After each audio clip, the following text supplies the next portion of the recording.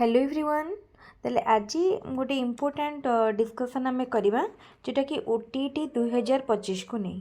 ताले जो माने भी 2025 रे ओटीटी दबाकू जाउचंती से माने निश्चित भाव में वीडियोटी को देखंतु। आम आज गोटे स्मार्ट स्ट्रैटेजी शेयर करने को जाउची। तो जो थिरे कि जानी परिबे केमती प्रिपेयर कले ओटीटी एग्जाम फास्ट अटेम्प्ट रे भी माने क्लियर करि परिबे। आ ए वर्षर ओटीटी बहुत इम्पोर्टाट कहीं आग को बहुत वैकेंसी बाहर को जाउची जूनियर टीचर रे जमती एसएसडी स्कूल बाहर थिला एससीएसटी स्कूल तो से भाई भाव में आहरी बाहर तेणु जो मैंने भी चाहूँगी एबेठार ओटीटी को टार्गेट रखिक प्रिपेरेसन करंतु। ताले देखंतु प्रथमे कौन करेंगे आम जो प्लान करुचु आम प्रथमे 3टा सब्जेक्ट को प्रायोरिटाइज करुची। गोटे हूँ देखो कौ सब्जेक्ट को मु फर्स्ट देउची। फर्स्ट है सीडीपी। सीडीपी हूँ बहुत इम्पोर्टाट आम जिते ओटीटी कथा कहते से सीडीपी हूँ सबुठारु इम्पोर्टाट। फर्स्ट सीडीपी देन आम करवा ओडिया एंड इंग्लिश।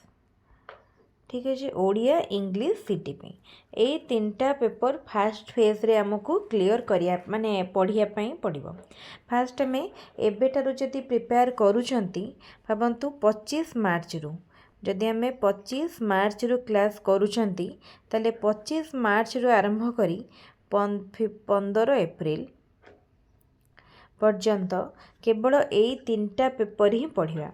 15 एप्रिल परे आर्ट्स पिला मानकर साइंस पिला मानकर क्लास अलग हो कंटेंट रो बा ऑप्शनल पेपर क्लास जो थे कि आर्ट्स पिला माने तांकर सोशल साइंस पेपर देखिए एवं साइंस पिला मानकर मैथमेटिक्स एंड साइंस पेपर रहिबो।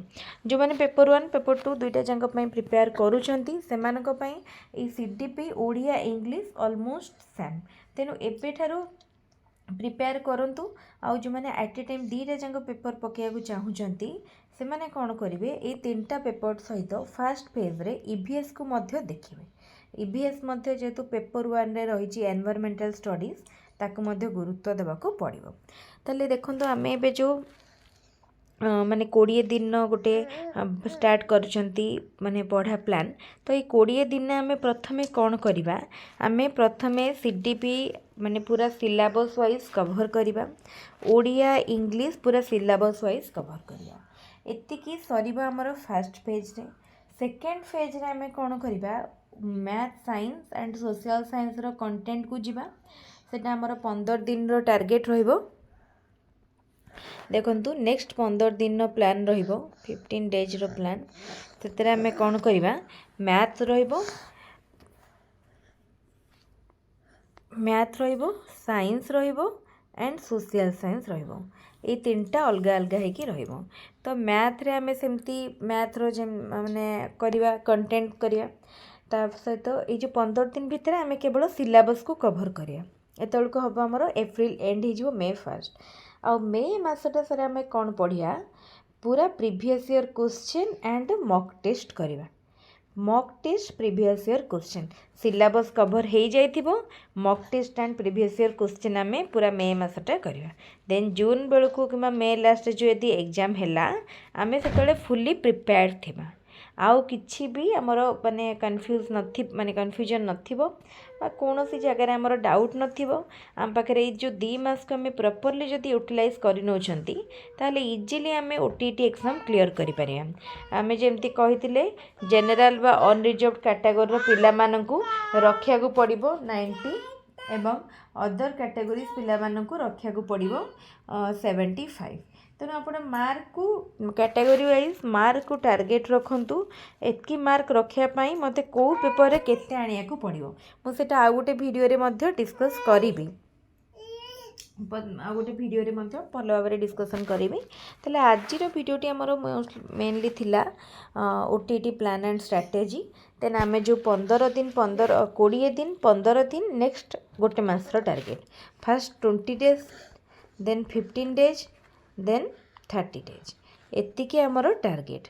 फास्ट 20 डेज रे कौन कवर हम CDP Odia English according to syllabus. Next 15 days रे स्पेशल ऑप्शनल पेपर जोटा कि मैथ साइंस सोशल साइंस तापर 30 डेज रे all previous year question and mock test regular mock test personal doubt मध्य क्लियर हम। तो ये जो रहा आमर प्लान 20+15+30 समस्ते निश्चित इजिली बुझीपारि प्लान समस्त को भल लगी निश्चित भाव में मुझे समस्ते जो मैंने भी ओटीटी प्रिपेयर करुँच आमर चैनल को एबेठारु सब्सक्राइब करनियंतु रेगुलर भाव में वीडियोर अपडेट पाई परिबे भल भाव में प्रिपेयर करने आम निश्चित सबु प्रकार हेल्प करूँ। पूर्वर ओटीटी सबू क्लास होती सबू प्रीवियस ईयर क्वेश्चन डिस्कसन आउ थे मॉक टेस्ट बहुत गुड़ाए कर तो जो मानकर जहाँ डाउट रही पचारि पारे कौन सी प्रोब्लेम ना आगु मत बहुत जन आमर नुआ नुआ जो स्टार्ट होता वीडियो अपलोड होता से बहुत जन आम चैनल थ्रू पढ़ी क्लीयर कर टेलीग्राम से जनई टेलीग्राम चैनल थ्रू रे तो मु टेलीग्राम लिंक डिस्क्रिप्शन बॉक्स रे दे देबी टेलीग्राम रे जॉइन करेंगे जार जोटा जहाँ भी डाउट थी क्वेश्चन थी टेलीग्राम रे पचारि पारे तेल भिडटी को बहुत संख्यार निजर सांग मान सहित सेयार करूँ जो मैंने आगू जूनियर टीचर बा ओटीटी कि कौटी कौ भी टीईटी लगुच वीडियो को सेयार करूँ वीडियो जब भल लगुच लाइक करूँ आउ जदि किसी इम्प्रूवमेंट चाहूँगी कमेंट जन पारे ठीक अच्छे आज वीडियो कमेंट रखिए थैंक यू पुणी आउ गोटे नुआ वीडियो देखा।